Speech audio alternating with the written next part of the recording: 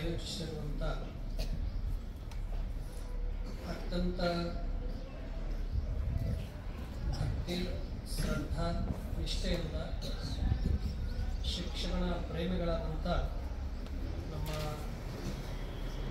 ಶ್ರೀ ರಾಜಶೇಖರ್ ಕೋಲಿಗೆಯವರು ಅದರಂತೆ ಯಾವಾಗಲೂ ಶಿಕ್ಷಣ ಕ್ಷೇತ್ರದ ವಿಷಯಗಳನ್ನೇ ಚಿಂತನೆ ಮಾಡ್ತಾ ಮಾನವೀಯ ಮೌಲ್ಯಗಳನ್ನು ತಮಗೆಲ್ಲ ತಿಳಿಸ್ತಾ ಇರುವಂಥ ನಮ್ಮ ಶ್ರೀ ಬಸವರಾಜ್ ಕೌಲಿಗೆ ಸರ್ ಅವರಿಗೂ ನಿಮಗೆ ಹಲವಾರು ಕಥೆಗಳ ಮುಖಾಂತರ ಅನೇಕ ವಿಷಯಗಳನ್ನು ತಿಳಿಸಿರುವಂಥ ನಮ್ಮ ಶ್ರೀ ಎಂ.ಐ. ಬೇಡದರ ಸರ್ ಅವರಿಗೂ ತಾವೆಲ್ಲ ಹಾಡಿನ ಮುಖಾಂತರ ಕಥೆಗಳ ಮುಖಾಂತರ ಪೂಜ್ಯರ ಘನ ವ್ಯಕ್ತಿತ್ವವನ್ನು ತಿಳಿಸಿದಂಥ ತಮಗೆಲ್ಲರಿಗೂ ಮತ್ತು ಎಲ್ಲ ಗುರು ವೃಂದದವರಿಗೂ ಪ್ರಣಾಮ. ಪೂಜ್ಯರ ಬಗ್ಗೆ ಈಗಾಗಲೇ ತಾವೆಲ್ಲ ಹತ್ತಿರದಿಂದ ಕಂಡಿದ್ದೀರಿ, ಅವರ ಮಾತುಗಳನ್ನು ಕೇಳಿದ್ದೀರಿ, ಅವರ ದಿವ್ಯ ಬದುಕನ್ನು ತಾವು ನೋಡಿದ್ದೀರಿ. ಪರಮ ಪೂಜ್ಯ ಶ್ರೀ ಸಿದ್ದೇಶ್ವರ ಮಹಾಸ್ವಾಮೀಜಿಯವರು ಜ್ಞಾನದ ಆರಾಧಕರು ಮತ್ತು ಶಿಕ್ಷಣ ಪ್ರೇಮಿಗಳು, ಆಧ್ಯಾತ್ಮಿಕದ ಉತ್ತುಂಗ ಸ್ಥಿತಿಯನ್ನು ತಲುಪಿದವರು. ಆದರೂ ಅತ್ಯಂತ ಸರಳವಾಗಿ ಸಹಜವಾಗಿ ಬದುಕಿದವರು. ತಮ್ಮ ಜ್ಞಾನದಿಂದ, ತ್ಯಾಗದಿಂದ, ತಮ್ಮ ತಪಶಕ್ತಿಯಿಂದ ಪ್ರತಿಯೊಬ್ಬರ ಹೃದಯವನ್ನ ಗೆದ್ದು ಹೃದಯ ಮಂದಿರದಲ್ಲೇ ಶಾಶ್ವತವಾಗಿ ಉಳಿದವರು. ಅವರ ಸೇವೆಯನ್ನ ಮಾಡುವಂತಹ ಅವಕಾಶಗಳು ನಮಗೆಲ್ಲರಿಗೂ ದೊರಕಿದ್ದು ಅದೊಂದು ಪೂರ್ವ ಜನ್ಮದ ಪುಣ್ಯ. ಪೂಜ್ಯರು ನಿಮ್ಮಂತೆ ಪ್ರಥಮವಾಗಿ ಶಿಕ್ಷಣ ಕಲಿಯುವ ಸಂದರ್ಭದಲ್ಲಿ ಬಹುತೇಕ ಅವರು 5ನೇ ಕ್ಲಾಸ್ ಇದ್ರು. ಅವ್ರ ಊರಲ್ಲಿ ಓದ್ತಾ ಇರುವ ಸಂದರ್ಭದೊಳಗ ತೋಟಕ್ಕೆ ಅವರು ಹೊಲಕ್ಕೆ ಕಳಿಸಿದ್ರು. ಹೊಲದಲ್ಲಿ ಸೀಸನ್ ಏನಂದ್ರೆ ಈ ಕಡ್ಲೆ ಆಗ್ತದೆ, ಸುಗ್ಗಿ ಸೀಸನ್ದಲ್ಲಿ ಕಡ್ಲೆ ಆಗಿದೆ. ಯಾರಾದ್ರೂ ದಾರಿಯಿಂದ ಬರೋರು ಹೋಗೋರು ಅದನ್ನ ಎತ್ತಿ ತಗೊಂಡು ಹೋಗ್ತಾರ, ನೀನು ಸ್ವಲ್ಪ ನೋಡ್ತಾ ಇರೋ ನಾವು ಬರೋವರಿಗೆ ಅಂತ ಕಳಿಸಿದ್ರು. ಅಲ್ಲಿ ಮಗು ಇದ್ದಾಗ ಅವ್ರು ಹೊಲಕ್ಕೆ ಹೋದ್ರು. ಹೋದ ಬಳಿಕ ಕುಂತರು.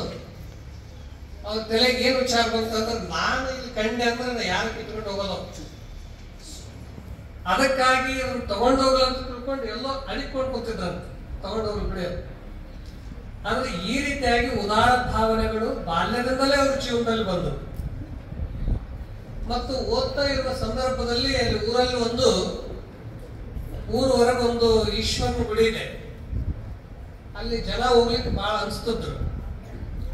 ಅವ್ರು ಏನ್ ಮಾಡೋರು ಅಂದ್ರೆ ಒಬ್ಬರೇ ಹೋಗಿ ಅಲ್ಲಿ ಧ್ಯಾನ ಯೋಗ ಮಾಡ್ಕೊಂತ ಬಿಡೋರು ಊರವರೆಗೆ ಆ ಲಿಂಗ ಮಂದಿರಗಳು. ಈ ರೀತಿಯಾಗಿ ಬಾಲ್ಯದಿಂದಲೇ ಅವ್ರಿಗೆ ಏನಂದ್ರೆ ಸಹಜವಾಗಿ ಗುಣಗಳು, ತ್ಯಾಗ ಗುಣಗಳು, ಧ್ಯಾನ ಯೋಗ ತಪ ಮಾಡುವ ಗುಣಗಳು ಅವು ಸಹಜವಾಗಿ ಬಂದು. ಕೆಲವರು ಪ್ರಯತ್ನ ಪೂರ್ವಕವಾಗಿ ನಾವು ದೊಡ್ಡವರಾಗಬೇಕಾಗ್ತದೆ. ಕೆಲವರಿಗೆ ಮೊದಲಿನ ಜನ್ಮದಲ್ಲೇ ಎಲ್ಲಾ ಸಾಧನೆಗಳನ್ನು ಮಾಡಿ ಈ ಜನ್ಮದಲ್ಲಿ ಸಹಜವಾಗಿ ಎಲ್ಲರಿಗೂ ತಿಳಿಸ್ಲಿಕ್ಕೆ ಬರ್ತಾರೆ.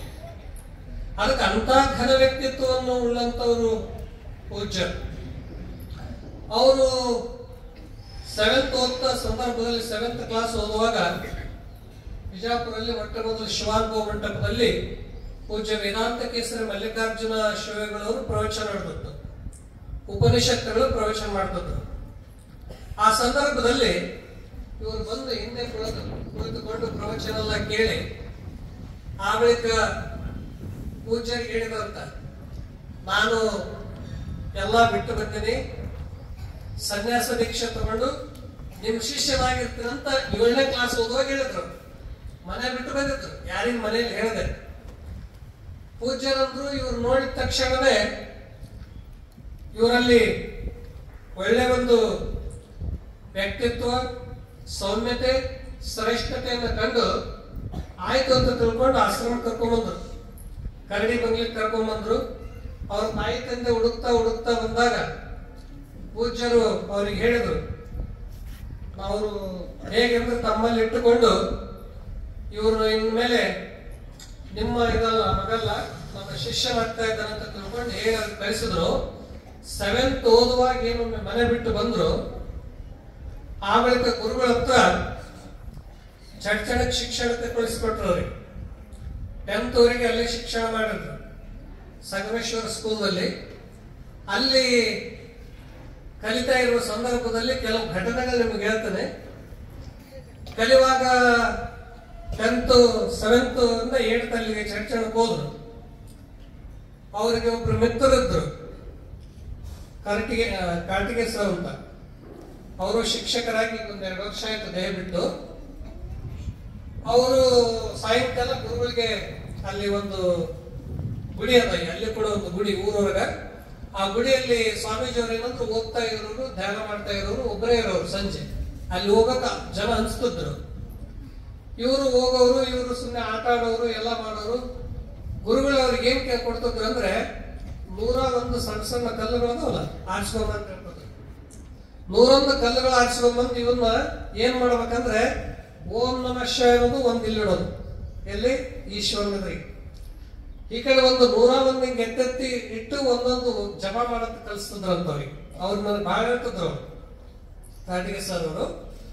ಆ ಬಳಿಕ ಆ ದೇವಸ್ಥಾನದಾಗ ಆಗಿನ ಕಾಲದಲ್ಲಿ ಚೇಳುಗಳು ಬಹಳ.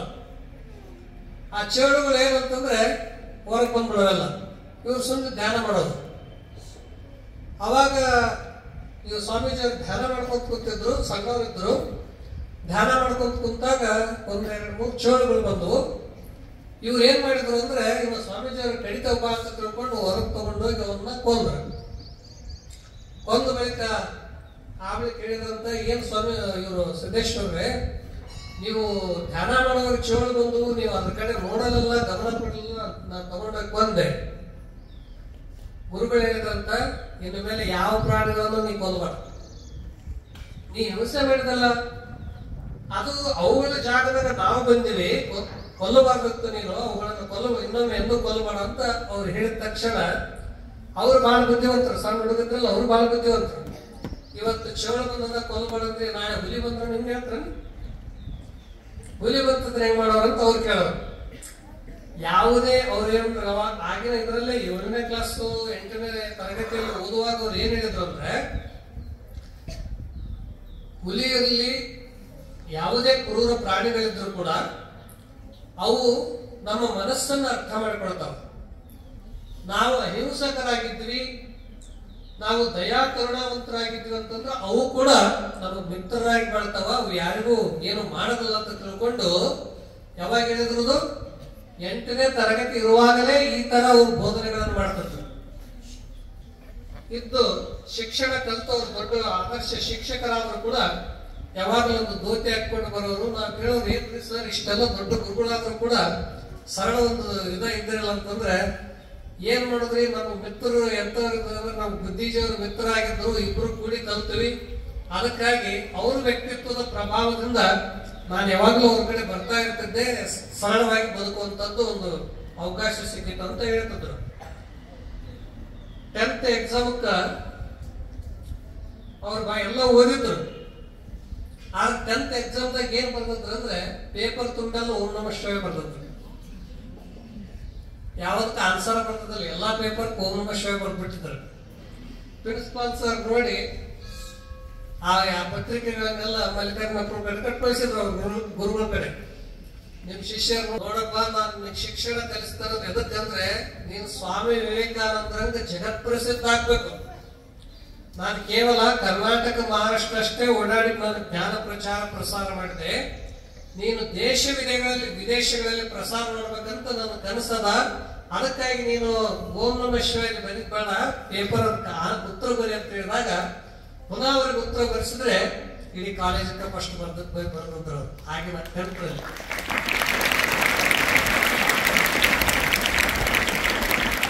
ಅಲ್ಲಿ ಅಂದಿನಿಂದ ಮತ್ತೆ ಅವರು ಹೆಚ್ಚಿನ ಶಿಕ್ಷಣ ಪಡ್ಕೋಬೇಕಂತ ತಿಳ್ಕೊಂಡು ಕೊಲ್ಲಾಪುರ ಕಳಿಸ್ಕೊಟ್ರು.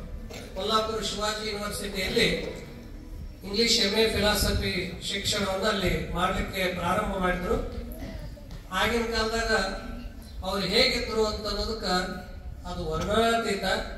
ಊಟ ಮಾಡಕ್ ಕುಂತಂದ್ರೆ ಏನು ನೋಡ್ತಿದ್ದಲ್ಲ, ಬೇಡ ಆಯ್ತಂದ್ರೆ ಅಷ್ಟೇ ಹಿಂಗೆ ಕೈ ಮಾಡೋದು. ಅವಾಗ ಒಂದು ಸೈಕಲ್ ಇತ್ತು, ಅದು ಯಾವ್ದಂದ್ರೆ ಮೋಟರ್ ಸೈಕಲ್ಗೆ ಒಂದು ಸಣ್ಣ ಇದು ಕೊಡಿಸಿರ್ತಾರೆ ಬ್ಯಾಟ್ರಿ, ಅದನ್ನ ತಗೊಂಡು ದಿನ ಕಾಲೇಜಿಗೆ ಹೋಗಿ ಬರೋರು.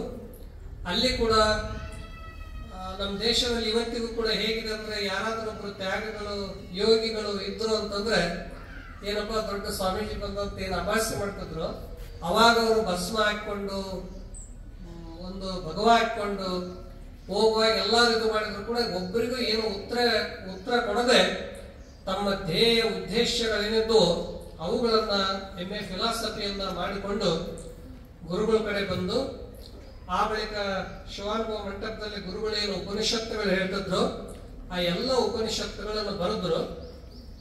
ಅವರು ಮೊಟ್ಟ ಮೊದಲಲ್ಲಿ 7th ಓದುವಾಗಲೇ ಪೂಜ್ಯರು ಸಿದ್ಧಾಂತ ಶಿಖಾಮಣಿ ಅಂತ ಒಂದು ಬಹಳ ದೊಡ್ಡ ಗ್ರಂಥದ ಸಂಸ್ಕೃತದಲ್ಲಿ ಅದ. 7th ಕ್ಲಾಸ್ ಓದುವಾಗಲೇ ಸಿದ್ಧಾಂತ ಶಿಖಾಮಣಿಗೆ ಬಹಳ ಅತ್ಯಂತ ಸುಂದರವಾಗಿ ಎಲ್ಲರಿಗೂ ತಿಳಿಯುವಂತೆ ವಚನ ಮತ್ತು ವೇದ ಉಪನಿಷತ್ತುಗಳನ್ನೆಲ್ಲ ಕೂಡಿಸಿ ಅದಕ್ಕ 7th ಕ್ಲಾಸ್ ಓದುವಾಗನೇ ಭಾಷ್ಯ ಬರ್ತಾರೆ. ಯಾವತ್ತ ಸಿದ್ಧಾಂತ ಶಿಖಾಮಣಿ. ಇವತ್ತಿನವರಿಗೆ ಆ ಗ್ರಂಥಕ್ಕೆ ಬೇಕಾದಷ್ಟು ಮಂದಿ ಬರೆದ್ರು ಕೂಡ ಅಷ್ಟು ಸುಲಭವಾಗಿ ಯಾರು ಬರಲ್ಲ. ಅಂದ್ರೆ ನೀವು ಕೂಡ 7-8 ಹೋಗ್ತಿರಲ್ಲ, ಆ ರೀತಿಯಾಗಿ ಬರ್ಲಿಕ್ಕೆ ಆಗ್ತದ, ಆ ರೀತಿಯಾಗಿ ಅದನ್ನು ಅರ್ಥೈಸಿಕೊಳ್ಳಕ್ ಆಗ್ತದ ಅಂದ್ರೆ ಅವರು ಅದು ಈಗಿನ ಜನ್ಮದ ಸಾಧನೆ ಅಲ್ಲ, ಜನ್ಮಾಂತರಗಳ ಸಾಧನೆ. ಅದಕ್ಕಾಗಿ ಅಂತ ವ್ಯಕ್ತಿಗಳು ಆ ಪೂಜ್ಯರ ಉಪನಿಷತ್ತುಗಳೆಲ್ಲ ಗ್ರಂಥ ರೂಪಗಳಲ್ಲಿ ಅವರು ಕೂಡ ಎಲ್ಲ ಬರೆದರು ಮತ್ತು ಅವರ ಬದುಕೆ ಒಂದು ಆದರ್ಶವಾಗಿತ್ತು. ಯಾವಾಗಲೂ ಮಲ್ಲಿಕಾರ್ಜುನ ಗುರುಗಳು ಒಂದು ಮಾತು ಹೇಳ್ತಿದ್ರು. ಶಿವಾನುಭವ ಮಂಟಪದಲ್ಲಿ ಸುಮ್ಮನೆ ಹಿಂದೆ ಕುಳಿತುಕೊಂಡು ಪ್ರವಚನ ಕೇಳ್ತಾ ಇರುವ ಸಂದರ್ಭದಲ್ಲಿ ಅವರಿಗೆ ಕೊನೆಗೆ ಒಂದು 5-10 ನಿಮಿಷ ಮಾತಾಡೋದು ಹೇಳಿದಾಗ ಅವ್ರು ಮಾತಾಡಕತ್ತಿದ ತಕ್ಷಣ ಇವ್ರ ಕಣ್ಣ ನೀರು ಬರ್ತದ ಅಂತ ಗುರುಗಳ ಕಣ್ಣೆ. ಅವ್ರು ಹೇಳಿದ್ರಂತ, ನಾನು ಪ್ರವಚನ ಎಲ್ಲ ಮಾಡ್ತೀನಿ ಕರೆ, ಆದ್ರೆ ನಾನು ಸಿದ್ಧನಂಗ ಮಾತಾಡಕ್ ಆಗಲ್ಲ. ನನ್ನ ಸಿದ್ಧ ನನಗೆ ಶಿಷ್ಯ ಅಲ್ಲ, ನನಗೆ ಗುರು ಅಂತ ಹೇಳ್ತಿದ್ರು. ಯಾರು?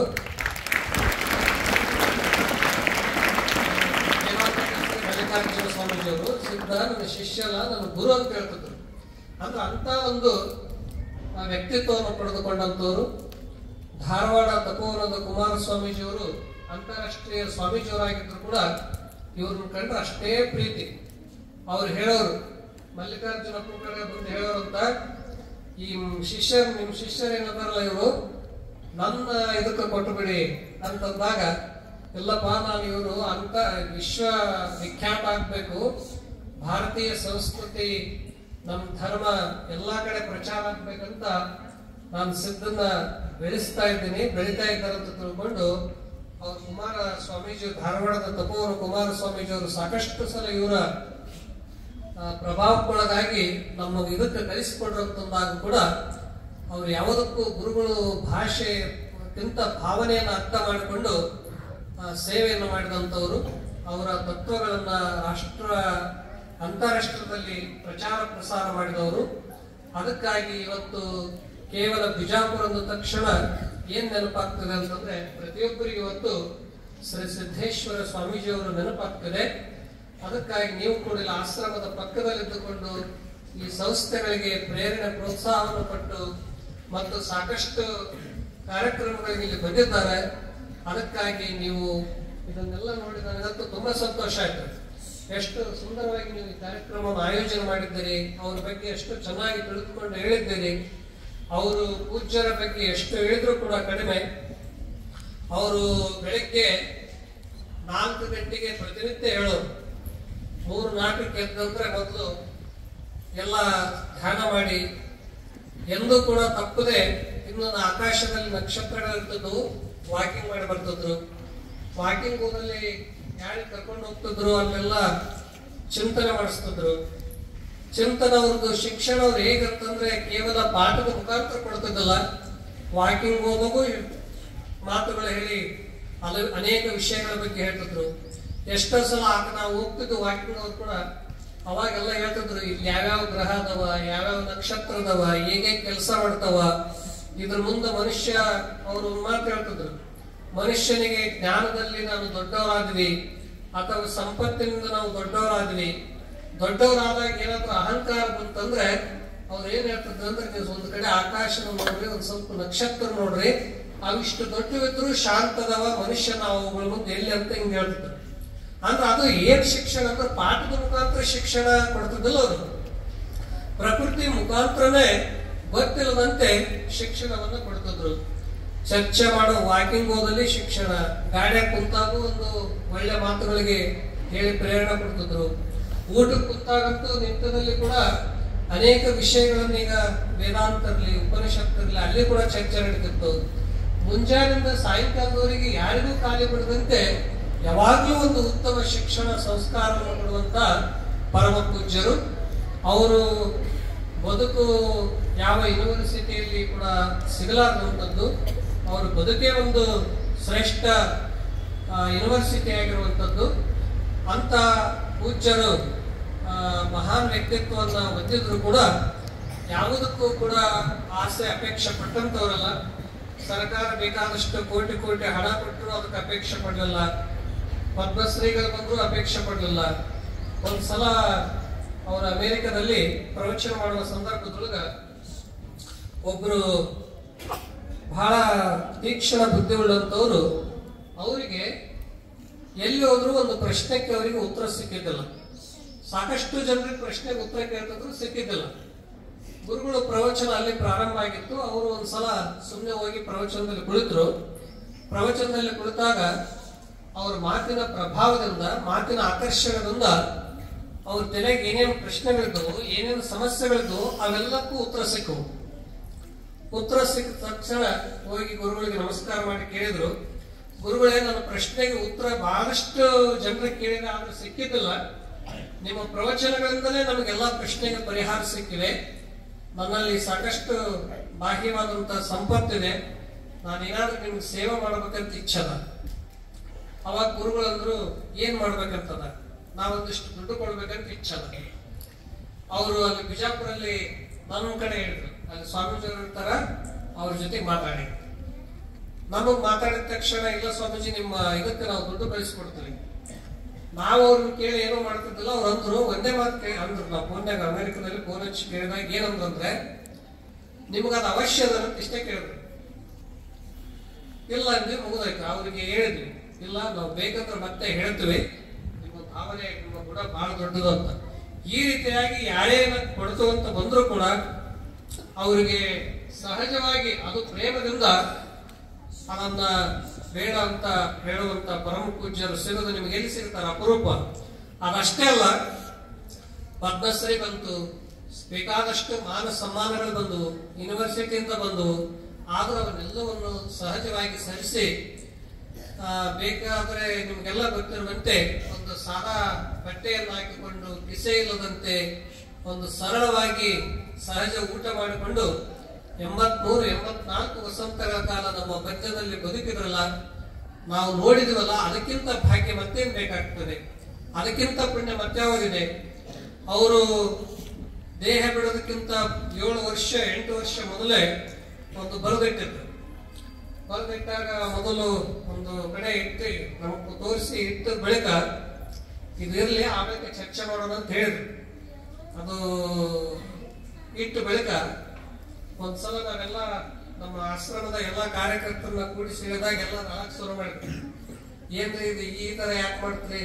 ಅವ್ರು ಹೇಳಿದ್ರು, ನನ್ನನ್ನು ಎಲ್ಲಿ ಕಾಣ್ರಿ ಅಂದ್ರೆ, ಕೇವಲ ಇಲ್ಲಿ ಕಾಣ್ಬಾರ್ರಿ, ಗುರುಗಳಲ್ಲೇ ನನ್ನನ್ನು ಕಾಣ್ರಿ, ಪ್ರಕೃತಿಯಲ್ಲೇ ನನ್ನನ್ನು ಕಾಣ್ರಿ, ಹರಿವ ನೀರಿನಲ್ಲಿ ನನ್ನನ್ನು ಕಾಣ್ರಿ, ಸೂರ್ಯನಲ್ಲೇ ನನ್ನನ್ನು ಕಾಣ್ರಿ, ಕೇವಲ ನಾನು ಇಲ್ಲಿ ಕಾಣ್ಬೇಡ ಅಂತ ಹೇಳಿದ್ರು. ಅವಾಗ ಅದಕ್ಕೆ ಯಾರು ಒಪ್ಪಲಿಲ್ಲ.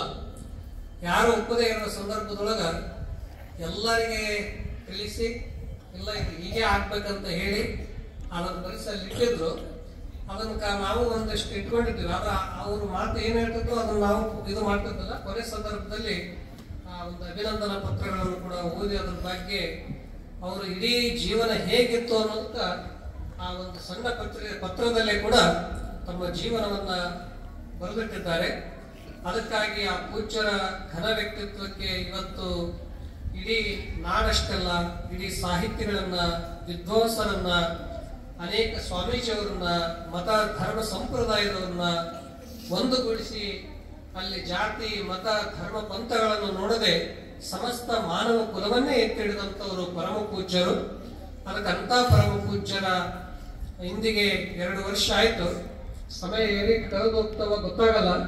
ಆದ್ರೆ ಅವರು ಇವತ್ತು ಒಂದು ದೀಪ ಹೇಗೆ ಲಕ್ಷಾಂತರ ಕೋಟ್ಯಾಂತರ ದೀಪಗಳನ್ನ ಹಚ್ಚಿದ್ರು ಕೂಡ ಆ ದೀಪಕ್ಕೆ ನಾನು ಪೂರ್ವ ಅನ್ನೋ ಭಾವವಿಲ್ಲ. ನಾನು ಇನ್ನೊಂದು ದೀಪವನ್ನು ಪ್ರಕಾಶ ಮಾಡಿ ಅನ್ನೋದು ಹೇಗೆ ಇದಿರಲ್ಲ, ಹಾಗೆ ಅವರು ಒಂದು ಜ್ಞಾನದ ಜ್ಯೋತಿಯಾಗಿ ನಮ್ಮ ಮತಿ ಮನಗಳಿಗೆ ಜ್ಞಾನದ ದೀಪವನ್ನ ಕೋಟಿ ಕೋಟಿ ಜನರಿಗೆ ಕೊಟ್ಟರು ಕೂಡ ನಾನು ಹೀಗೆ ಮಾಡಿದೆ ಅಂತ ಅನ್ನುವ ಭಾವನೆ ಇಲ್ಲದೆ ಅವರು ಯೋಗಿಗಳು. ಇನ್ನೂ ಮನಸ್ಸು ಮಾಡಿದ್ರೆ ಬೇಕಾದಷ್ಟು ದಿನ ಇರಬಹುದಿತ್ತು. ಯಾವಾಗ ಅವರು ನಿರ್ಣಯ ಮಾಡ್ತಾರ, ಅವರು ಏನ್ ನಿರ್ಣಯ ಅಂದ್ರೆ ತಮ್ಮ ಶರೀರವನ್ನು ತಮಗೆ ಬೇಕಾದಂತೆ ಬಿಡ್ಲಿಕ್ಕೆ ಸಾಧ್ಯ ಇದೆ ಅನ್ನೋದಕ್ಕಾಗಿ ಒಂದು ಉತ್ತರಾಯಣ ಮಾರ್ಗದಲ್ಲಿ ವೈಕುಂಠ ಏಕಾದಶಿ ದಿನ, ವೈಕುಂಠ ಏಕಾದಶಿ ಅಂದ್ರೆ ಬಹಳ ಪವಿತ್ರವಾದದ್ದು. ಅಂದಿನ ದಿನ ವಿಷ್ಣು ಪರಮಾತ್ಮ ತನ್ನ ವೈಕುಂಠವನ್ನೇ ತೆಗೆದಿರ್ತಾನಂತೆ, ಯಾರು ಬೇಕಾದವರು ಭಕ್ತರು ಬರಲಿ ಅಂತ. ಶಿವರಾತ್ರಿ ದಿನ ಶಿವನೇ ಭಕ್ತರಿಗೆ ತೆಗೆದಿಟ್ಟಂತೆ ಅದು ಸಹಜವಾಗಿ ವೈಕುಂಠ ಏಕಾದಶಿ ದಿನ ಅವರು ತಮ್ಮ ದೇಹವನ್ನ ತ್ಯಜಿಸಿದರೂ ಕೂಡ ಅವರ ವಿಚಾರಗಳು, ಅವರ ಜ್ಞಾನಗಳು ಮಾನವ ಕುಲ ಇರುವವರೆಗೂ ಶಾಶ್ವತವಾಗಿರುತ್ತವೆ. ಇವತ್ತೇನಾದ್ರೂ ತ್ಯಾಗ ಯೋಗ ಅಂದ ತಕ್ಷಣ ಅವ್ರ ನೆನಪು ನಮಗೆಲ್ಲ ಬರ್ತದೆ. ಬಾಲ್ಯದ ಜೀವನದಿಂದ ನಡೆದುಕೊಂಡು ಕೊನೆವರೆಗೂ ಕೂಡ ಒಂದೇ ತರವಾಗಿ ಬದುಕಿದಂಥವ್ರು. ನಿಮ್ಗೆ ಆಶ್ಚರ್ಯ ಅಂತಂದ್ರೆ, ಈಗ ನೀವೆಲ್ಲ 7-8ನೇ ತರಗತಿಯಲ್ಲಿ ಹೋಗ್ತೀರಿ, ಇನ್ನೊಂದು 8-10 ವರ್ಷ ಆಯ್ತಂದ್ರೆ ನಿಮ್ಮದು ತೂಕನೂ ಬದಲಾಗ್ತದ, ನಿಮ್ ಭಾವನೆ ಬದಲಾಗ್ತದೆ. ಬಹುತೇಕ ಅವರು ಏನು 10-12 ವರ್ಷಕ್ಕೆ ಒಂದು 48 kg ಇದ್ರು, 84 ವರ್ಷಕ್ಕೂ 48 kg ಇದ್ರು. ಒಂದಿಷ್ಟು ಬದಲಾಗಲಿಲ್ಲ, ಅಂದ್ರೆ ವೇಟ್ ಎಂದೂ ಬದಲಾಗಲಿಲ್ಲ. ತೂಕದಲ್ಲಿ ಒಂದೇ ರೀತಿ, ಯಾಕಂದ್ರೆ ಆಹಾರದಲ್ಲಿ ಏನು ಕ್ರಮ ಇತ್ತು, ಆಹಾರದ ಕ್ರಮ ಒಂದೇ ರೀತಿಯಾಗಿತ್ತು. ಅಂತ ಒಬ್ಬ ಆಹಾರದಲ್ಲಿ ಆಗ್ಲಿ, ಸಂಯಮನಾಗ್ಲಿ, ಮತ್ತು ಕೊನೆ ಸಂದರ್ಭದಲ್ಲಿ ಸ್ವಲ್ಪ ಅವರಿಗೆ ಆರಾಮಾದ ತಕ್ಷಣನೇ ಏನ್ ತಗೊಳ್ಬಾ ಅಂತಂದ್ರೆ ಏನ್ ತಂದ್ರು ಕೂಡ ಕಣ್ತೆಗೆ ನೋಡ್ತಿದ್ದಲ್ಲ. ಅವ್ರದ್ದು ಜ್ಞಾನ ಸಂಪುಟ ಅನ್ನುವ ಪುಸ್ತಕ ತಂದಾಗ ಅವನ್ನೆಲ್ಲ ಕುಂತ್ಕೊಂಡು ನೋಡಿದ್ರು. ಕೊನೆಗೆ ಅವನ್ನೆಲ್ಲ ಇಟ್ಟು ಕುಳಿತುಕೊಂಡು ನೋಡಿ ಅದ್ರ ಬಗ್ಗೆ ಎಲ್ಲ ಮಾತಾಡಿ ಮತ್ತೆ ಅದನ್ನೆಲ್ಲ ಒಂದು ಕಡೆ ಇಟ್ರು. ಅಂದ್ರೆ ಜ್ಞಾನದ ಬಗ್ಗೆ ಎಷ್ಟು ಪ್ರೀತಿ ಇದ್ರು ಅನ್ನೋದಕ್ಕಾಗಿ ತಮ್ಮ ಕೊನೆ ಸಂದರ್ಭದಲ್ಲಿ ಕೂಡ ಏನ್ ಬಂದ್ರು ನೋಡ್ತಿದ್ದಲ್ಲ. ಆದ್ರೆ ಪುಸ್ತಕ ಅಂತಂದ್ರೆ ಅದನ್ನ ಕಣ್ತೆಗೆ ನೋಡೋದು. ಸ್ವಲ್ಪ ಆರಾಮಾದ ತಕ್ಷಣ ಮತ್ತೆ ಪುಸ್ತಕ ತೆಗೆಸಿ ಅದನ್ನು ಓದೋರು, ಮಾರ್ಕ್ ಮಾಡೋರು. ಅಷ್ಟು ಅವ್ರ ಬದುಕಿನ ತುಂಬೆಲ್ಲ ನಿರಂತರ ಜ್ಞಾನದ ಆರಾಧನೆ ಮಾಡಿದಂತ ಮಹಾನ್ ಯೋಗಿಗಳು. ಅದಕ್ಕಾಗಿ ನೀವೆಲ್ಲ ಮಕ್ಕಳು ಇದ್ದೀರಿ, ಅವರಿಂದ ನಾವು ಏನ್ ಕಲಿಬೇಕು ಅಂತಂದ್ರೆ, ಇದುವರೆಗೆ ತಮಗೆ ಹೇಳಿದಂತೆ ಮೊದಲು ಸಮಯ ಪಾಲನ, ಎರಡಕ್ಕೂ ನಾವು ಶಿಸ್ತನ್ನು ಕಲಿಬೇಕು. ಆಹಾರದಲ್ಲಿ ಅವರು ಹೇಗೆ ಮಿತವಾಗಿ ಹಿತವಾಗಿ ಸ್ವೀಕರಿಸ್ತಿದ್ರು ಆಹಾರದ ಪದ್ಧತಿಯನ್ನ ನಾವು ಅನುಕರಣೆ ಮಾಡಬೇಕು. ಮತ್ತು ಎಷ್ಟೇ ಜ್ಞಾನ ಇದ್ರೂ ಕೂಡ ಅಹಂಕಾರ ಇಲ್ಲದಂತೆ ಸರಳವ ರೀತಿಯಾಗಿ ಬದುಕಬೇಕು ಅಂತ ಅನ್ನೋದನ್ನು ಕಲಿಸಿದರು. ಮತ್ತು ಯಾರು ಬಂದ್ರು ಕೂಡ ತಾವು ಹೇಗಿದ್ರು ಅಂತಂದ್ರೆ ಎಲ್ಲರ ಜೊತೆಗೆ ಸೌಮ್ಯವಾಗಿ ಹೇಗೆ ಮಾತನಾಡಬೇಕು ಅಂತ ಅನ್ನೋದಕ್ಕಾಗಿ ವಿನಯದಿಂದ ಬದುಕಿದರು. ಮತ್ತು ಮನುಷ್ಯನಿಗೆ ತಾನಾಗೆ ಎಲ್ಲ ಬಂದರೂ ಕೂಡ ಅವುಗಳಿಂದ ಹೋಗಬಾರದು, ನಾವು ನಮ್ಮ ಸಾಧನ ನಿರಂತರ ಮಾಡ್ತಾ ಇರಬೇಕು ಅಂತ ಅನ್ನೋದನ್ನು ಕಲಿಸಿದ್ರು. ಮತ್ತು ಮನುಷ್ಯ ನಾವು ಪ್ರಕೃತಿ ಮಧ್ಯದಲ್ಲಿ ಇರಬೇಕಂತ ತಿಳ್ಕೊಂಡು ಎಷ್ಟೇ ಕೆಲಸ ಕಾರ್ಯಗಳಿದ್ರು ಕೂಡ ಬೆಳಗ್ಗೆ ಸಂಜೆ ಸ್ವಲ್ಪ ಪ್ರಕೃತಿ ಜೊತೆಗಿರ್ಬೇಕು. ಮತ್ತು 1-2-3 ತಾಸು ನಾವು ಎಷ್ಟೇ ಕೆಲಸ ಇದ್ದರೂ ಕೂಡ ಏಕಾಂತದಲ್ಲಿ ಇರಬೇಕಂತ ಅವರು ಧ್ಯಾನ ಪೂಜೆಗಳಲ್ಲಿ ಇರ್ತಿದ್ರು. ಈ ರೀತಿಯಾಗಿ ಜೀವನ ಕ್ರಮವನ್ನು ರೂಪಿಸಿಕೊಂಡು ಬಂದಂತ ಪೂಜ್ಯರ ಜೀವನವೇ ಒಂದೊಂದು ಸಮಯದ ಬಗ್ಗೆ ಆಗ್ಲಿ, ಆಹಾರದ ಬಗ್ಗೆ ಆಗ್ಲಿ ಒಂದು ಶ್ರೇಷ್ಠ ನೀತಿ ಪಾಠಗಳನ್ನು ಅವರು ಕಲಿಸಿಕೊಟ್ಟೋಗಿದ್ದಾರೆ. ಅದಕ್ಕಾಗಿ ಅಂತ ಪರಮ ಪೂಜ್ಯರ ದಿವ್ಯ ವ್ಯಕ್ತಿತ್ವವನ್ನು ಕುರಿತು ಮಕ್ಕಳಿಗೆ ತಿಳಿಸಬೇಕಂತ ತಿಳ್ಕೊಂಡು ನಮ್ಮ ಉತ್ಕೃಷ್ಟವಾದಂತ ಎಕ್ಸಲೆಂಟ್ ಶಾಲೆಯಲ್ಲಿ ನಾವು ಬಹುತೇಕ 2002-2003 ಪ್ರಥಮವಾಗಿ ನಮಗೆ ಸರ್ಗಳೆಲ್ಲ 3 ಪೂಜೆ ಕರೆಸಿದ್ರು. ಒಂದು ಪ್ರತಿಯೊಂದು ಕಾರ್ಯಗಳಿಗೆ ಒಂದು ಆಶ್ರಮದಲ್ಲಿ ಸೇವೆ ಮಾಡೋದ್ರಲ್ಲಿ, ಹಾಡೋದ್ರಲ್ಲಿ ಏನೇ ಇದ್ರು ಕೂಡ ತಿಳಿಸಿದ ತಕ್ಷಣವೇ ನಮ್ಮ ಸರ್ ಅವರು ಅತ್ಯಂತ ನಿಷ್ಠೆಯಿಂದ ಬರುವಂತವರು. ಮತ್ತೆ ಶಿಬಿರಗಳಲ್ಲಿರಲಿ ಅಷ್ಟು ಸ್ಪಂದನಾತ್ಮಕವಾಗಿ ಮಾಡ್ತಾ ಬಂದ್ರು. ಇವತ್ತಿಗೂ ಕೂಡ ಅದೇ ಭಕ್ತಿಯನ್ನು ಇಟ್ಟುಕೊಂಡು, ಅದೇ ಶ್ರದ್ಧೆಯನ್ನು ಇಟ್ಟುಕೊಂಡು, ಗುರುಗಳು ಇವತ್ತಿರದೇ ಇದ್ರು ಕೂಡ ಹೃದಯ ಮಂದಿರದಲ್ಲಿ ತುಂಬಿಕೊಂಡು ಅವರ ಒಂದು ದಿವ್ಯ ಜ್ಞಾನವೇ ನಮಗೆ ಸ್ಫೂರ್ತಿ, ಪ್ರೇರಣೆ ಅಂತ ತಿಳ್ಕೊಂಡು ಇಷ್ಟು ಸುಂದರವಾಗಿ ಮಾಡಿದ್ದಾರಲ್ಲ. ನನಗಂತೂ ನೋಡಿ ಬಹಳ ಸಂತೋಷ ಆಯ್ತು. ನೀವೆಲ್ಲ ಈ ಶಾಲೆಯ ಉದ್ದೇಶ ನೀವೆಲ್ಲ ಉತ್ಕೃಷ್ಟ ವ್ಯಕ್ತಿಗಳಾಗಬೇಕು, ಆದರ್ಶ ವ್ಯಕ್ತಿಗಳಾಗಬೇಕು, ಕಲಿತವರು ನಾಡಿನ ತುಂಬೆಲ್ಲ ದೊಡ್ಡ ವ್ಯಕ್ತಿಗಳಾಗಬೇಕಂತ ಅನ್ನೋದಕ್ಕ ಈ ಶಿಕ್ಷಣ ಸಂಸ್ಥೆಯನ್ನು ಅವರು ಪ್ರಾರಂಭ ಮಾಡಿದ್ರು. ನಾನು ನಿಮಗೆ ಹೇಳೋದು ಏನಂದ್ರೆ, ಸಹೋದರರಾಗಿ ಅಣ್ಣ ತಮ್ಮಂದಿರು ಹೇಗಿರಬೇಕು ಅಂತದಕ್ಕೆ ಉದಾಹರಣೆ ನಮ್ಮ ಬಸವರಾಜ್ ಕೌಲಿಗಿ ಸರ್ ಅವರು, ರಾಜಶೇಖರ್ ಕೌಲಿಗಿ ಸರ್ ಅವರು, ಮಂಜುನಾಥ್ ಅವರು ಹೇಗೆ ಒಂದು ಹಣ ಸ್ಥಾನಮಾನಗಳ ಮಹತ್ವ ಅಲ್ಲ, ಪ್ರೀತಿ ಪ್ರೇಮಗಳ ಮಹತ್ವ, ಮಕ್ಕಳಿಗೆ ಒಂದು ಪರಿವಾರದಲ್ಲಿ ಕೇವಲ ಒಂದು ಮಗು ಅಲ್ಲ, ನಮ್ಮ ಸಂಸ್ಥೆಯಲ್ಲಿ ಬಂದಂತವ್ರು ಎಲ್ಲರೂ ನಮ್ಮ ಮಕ್ಕಳು, ಇವರು ಜೀವನ ಉಜ್ವಲ ಆಗಲಿ ಅಂತ ತಿಳ್ಕೊಂಡು ಆದರ್ಶ ಸಹೋದರರಾಗಿ ಈ ರೀತಿಯಾಗಿ ಶಿಕ್ಷಣ ಕೊಡ್ತಾ ಇರೋದು ನನಗೆ ಬಹಳ ತುಂಬಾ ಸಂತೋಷ, ಹೆಮ್ಮೆ ಇದೆ. ಅದಕ್ಕಾಗಿ ಅವರು ಹೀಗೆ ಇನ್ನ ಬೆಳೆಸ್ತಾ ಇದ್ದಾರೆ.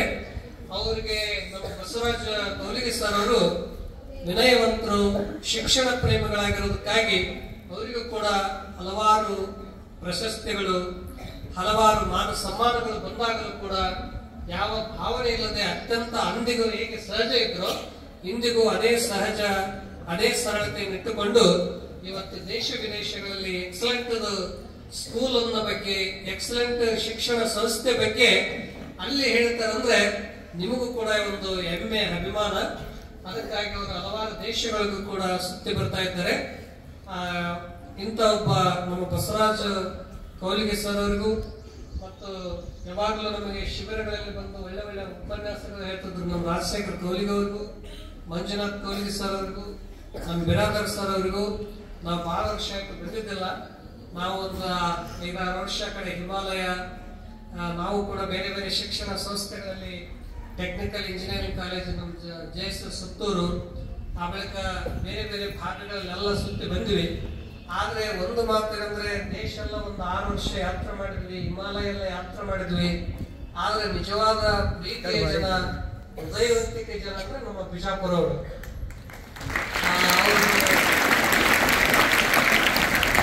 ಸಂಸ್ಕಾರ ಆಗ್ಲಿ, ಭಕ್ತಿ ಆಗ್ಲಿ, ಸೇವೆ ಮಾಡೋದಾಗ್ಲಿ ಬಹಳ ಒಳ್ಳೆಯ ಹೃದಯವಂತ ಜನ. ಅದಕ್ಕಾಗಿ ಶರಣರ ನಾಡು, ಸಂತರ ನಾಡು. ಮತ್ತು ಮಕ್ಕಳಲ್ಲಿ ಕೂಡ ಒಳ್ಳೆಯ ಒಂದು ಆಧ್ಯಾತ್ಮಿಕ ವಿಚಾರಗಳು, ಚಿಂತನೆಗಳು ತಮ್ಮಲ್ಲಿವೆ. ನಮ್ಮ ಈ ಜಿಲ್ಲೆಗೆ ನಾವು ಹಿಮಾಲಯಕ್ಕೆ ಹೋದ್ಮೇಲೆ ಗೊತ್ತಾಯ್ತು ನಮ್ಮ ಬಿಜಾಪುರ ಬಹಳ ಚಲೋ ಅದ. ಯಾಕಂದ್ರೆ ಬಿಸಿಲು ಹುಡುಕೋತ ಹೋಗ್ಬೇಕಾಗ್ತದೆ, ಬಿಸಿಲು ಬಂದ್ರೆ ದೊಡ್ಡ ಹಬ್ಬ. ಇಲ್ಲಿ ಬಿಸಿಲು ಯಾವಾಗಲೂ ಇದ್ದೇ ಇರ್ತದ. ಅದಕ್ಕಾಗಿ ಇದು ಸಿಹಿ ಸಿಹಿಯಾದ ಹಣ್ಣನ್ನು ಕೊಡುವಂತ ರಾಜ್ಯ ಮತ್ತು ಒಳ್ಳೆಯ ತರಕಾರಿಗಳನ್ನು ಕೊಟ್ಟು ಅಷ್ಟೇ ಅಲ್ಲ, ಒಳ್ಳೆಯ ಶಿಕ್ಷಣವನ್ನ, ಶರಣ ಸಂಸ್ಕೃತಿಯನ್ನ ಬೆಳೆಸುವಂತ ಇದು ಒಂದು ಜಿಲ್ಲೆ. ಅದಕ್ಕಾಗಿ ಈ ಶಿಕ್ಷಣ ಕ್ಷೇತ್ರ ಇನ್ನೂ ಬಹಳ ಎತ್ತರಕ್ಕಾಗಿ ಬೆಳೀಲಿ. ಈಗ ಇನ್ನೂ ಇದೊಂದು ಶಾಖೋಪಶಾಖೆಗಳಾಗಿ ಆಲದ ವೃಕ್ಷದಂತೆ ಬೆಳೀಲಿ ಅಂತ ನಾನು ಸಂದರ್ಭದಲ್ಲಿ ಆಶಿಸಿ, ಮಕ್ಕಳಂತೂ ನೀವೆಲ್ಲರೂ ಬಹಳ ನೀವೇ ಮಕ್ಕಳ ಕಾರ್ಯಕ್ರಮ ನಡೆಸಿದ್ರಿ, ವರ್ಣಮಾಲೆಯಲ್ಲಿ ಹೇಳಿದ್ರಿ, ಸಂಗೀತದಲ್ಲಿ ಹಾಡಿದ್ರಿ, ಅವ್ರ ಜೀವನವನ್ನು ರೂಪಿಸಿಕೊಂತೀವಿ ಅಂತ ಹೇಳಿದ್ರಿ. ನೀವೆಲ್ಲ ಸಾಮಾನ್ಯರಲ್ಲ, ನೀವೆಲ್ಲರಲ್ಲಿ ಒಂದು ದೊಡ್ಡ ಶಕ್ತಿ ಇದೆ. ನೀವೆಲ್ಲರಲ್ಲಿ ಒಂದು ಭಗವಂತ ನಿಮಗೊಂದು ಕಲಾ ಕೌಶಲ್ಯ ಕೊಟ್ಟಿದ್ದಾನೆ. ಅದನ್ನು ತಾಯಿ ತಂದೆಯರು, ನಿಮ್ಮ ಗುರುಗಳು ನಿಮಗೆ ಬೆಳೆಸ್ತಾ ಇದ್ದಾರೆ. ನೀವೆಲ್ಲ ಮಹಾನ್ ವ್ಯಕ್ತಿಗಳಾಗಲಿ ಅಂತ ನಾನು ಆಶಿಸಿ, ಈ ಸಂದರ್ಭದಲ್ಲಿ ನಮಗೂ ಕೂಡ ಬಿಜಾಪುರದಲ್ಲಿ ಪ್ರತಿ ವರ್ಷ ಬಂದಾಗ ಗುರುಗಳ ಬಗ್ಗೆ ಹೇಳಕ್ಕೆ ಅವರೇ ನಿಮ್ಮೊಳಗ ಏನಂದ್ರೆ ಬಂದು ನಮಗಿಲ್ಲೊಂದು ಮಾತನಾಡಲಿಕ್ಕೆ ಅವಕಾಶವನ್ನು ಕೊಟ್ಟಂತವ್ರು ಯಾರಂದ್ರು ಪರಮ ಪೂಜ್ಯ ಸಿದ್ದೇಶ್ವರ ಸ್ವಾಮಿಗಳು. ಯಾರ ಮುಖಾಂತರ ಅಂದ್ರೆ ನಮ್ಮ ರಾಜಶೇಖರ್ ಅವ್ರ ಮುಖಾಂತರ ಎಲ್ಲ ಅಲ್ಲಿ ಹೋಗಿ ಹೇಳಿ ಅಂತ ಅದಕ್ಕಿಂತ ಒಂದು ಗುರು ನಮನವನ್ನ ಸಲ್ಲಿಸುವಂತ ಸುವರ್ಣ ಅವಕಾಶವನ್ನ ಇಲ್ಲಿ ಕೊಟ್ರಿ. ಇದನ್ನೆಲ್ಲ ನೋಡಿ ತುಂಬಾ ಸಂತೋಷವಾಯಿತು. ಮಾತನಾಡೋದಕ್ಕಿಂತ ಅವ್ರ ಜೀವನ ಮಾತಿಗೆ ಎಂದೂ ಇದು ಇಲ್ಲ. ಜ್ಞಾನ ಸಾಗರದಂತೆ ಇದೆ. ಹೇಗಿದೆ ಅಂತಂದ್ರೆ ನಾನು ಕೊನೆಗೊಂದು ಮಾತು ಮುಗಿಸ್ತೇನೆ. ಐನ್ಸ್ಟೈನ್ ಅವರು ಎಷ್ಟು ಸಂಶೋಧನೆಗಳು ಮಾಡಿದ್ರು, ಅವರಿಗೆ ಬಹಳಷ್ಟು ವರ್ಣನೆ ಮಾಡ್ತಿದ್ರು. ವರ್ಣನೆ ಮಾಡುವ ಸಂದರ್ಭದೊಳಗ ಒಬ್ಬರು ಬಂದು ಹೇಳಿದ್ರು, ನೀವು ಬಂದು ಬಳಿಕ ಲೈಟ್ ಅನ್ನು ಕೊಟ್ರಿ, ಹಲವಾರು ಆವಿಷ್ಕಾರಗಳನ್ನು ಮಾಡಿದ್ರಿ, ಎಷ್ಟು ಸಂಶೋಧನೆಗಳು ಮಾಡಿದ್ರಿ ಅಂತ. ಅವರು ಸಮುದ್ರ ದಂಡೆಯಲ್ಲಿರುವಾಗ ಒಂದು ಬೊಗಸೆ ಉಸುಗನ್ನು ತಗೊಂಡು ಅವ್ರು ಹೇಳಿದ್ರು, ಈ ನಾನು ಉಸುಗು ತಗೊಂಡೆ, ಇದ್ರಾಗ ಎಷ್ಟು ತಗೊಂಡೇನಂದ್ರೆ ಇದು ಎಲ್ಲಾ ಕಡೆ ಮರಳಿದೆ, ಸಮುದ್ರ ಎಲ್ಲಾ ಕಡೆ ನೀರಿದೆ, ನನಗೆ ಬೇಕಾದಷ್ಟು ಮಾತ್ರ ಒಂದು ನನ್ನ ಕೈಯಲ್ಲಿ ನಾನು ನಡೆದುಕೊಂಡಿದ್ದೆ. ಅದೇ ತರ ನನ್ನ ಜ್ಞಾನವು ಕೂಡ ವಿಶ್ವದ ದೃಷ್ಟಿಯಲ್ಲಿ ಒಂದು ಪರಿಮಿತವಾಗಿದೆ. ಹಾಗೆ ನಮ್ಮ ಮತಿಗೆ ಅನುಸಾರವಾಗಿ ನಾವು ಜ್ಞಾನವನ್ನು ಪಡೆದುಕೊಳ್ತೀವಿ. ಆದ್ರೆ ಜ್ಞಾನಕ್ಕೆ ಅಂತಿಮ ಅಂತ ಅನ್ನೋದು ಇಲ್ಲ ಅಂತ ಅನ್ನೋದು ಹೇಗೆ ಹೇಳಿದ್ರು, ಹಾಗೆ ಜ್ಞಾನ ಅಂತ ಅನ್ನೋದು ಸಿದ್ದೇಶ್ವರ ಮಹಾಸ್ವಾಮೀಜಿಯವರು ಕೂಡ ಅವ್ರ ಬಗ್ಗೆ ಜ್ಞಾನದ ಸಾಗರವಾಗಿದ್ದಂಥವ್ರು ಎಷ್ಟು ಹೇಳಿದ್ರು ಕೂಡ ನಮ್ಮ ಭಾವನೆಗೆ ಅನುಗುಣವಾಗಿ ನಮ್ಮ ಒಂದು ಜ್ಞಾನಕ್ಕೆ ಅನುಗುಣವಾಗಿ ನಾವು ಅವರನ್ನು ವರ್ಣನೆ ಮಾಡ್ತೀವಿ. ಅವರು ಯೋಗಿಗಳು, ಅವರು ತಪಸ್ವಿಗಳು, ಅಂತವರ ಸ್ಮರಣೆಯನ್ನ ನಾವು ಮಾಡಿದ್ವಿ. ಇದು ಬಹಳ ಸ್ತುತ್ಯಾರ್ಹವಾಗಿರುವಂತದ್ದು ಅಂತ ಹೇಳಿ ಈ ಸಂಸ್ಥೆ ಇನ್ನೂ ಉತ್ತರವಾಗಿ ಬೆಳೀಲಿ ಅಂತ ಆಶಿಸಿ ನನ್ನ ಎರಡು ಮಾತಿಗೆ